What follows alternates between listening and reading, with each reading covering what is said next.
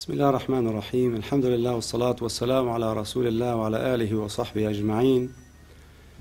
بناء على التوضيح الذي صدر من فضيلة الشيخ حسان العبد الله عن تجمع علماء المسلمين والمقاومة، بالتأكيد على تحريم الإساءة لأمهات المؤمنين رضي الله عنهن جميعا ومنهن عائشة، والتأكيد كذلك من الشيخ محمد يسبق على هذا التحريم.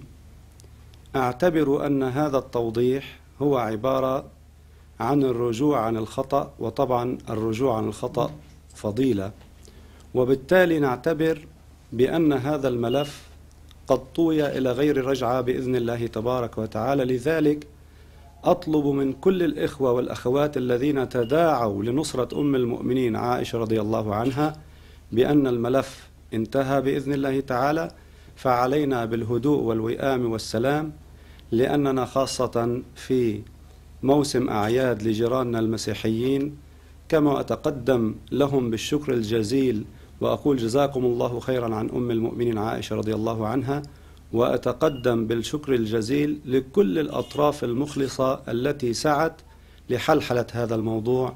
والسلام عليكم ورحمة الله وبركاته.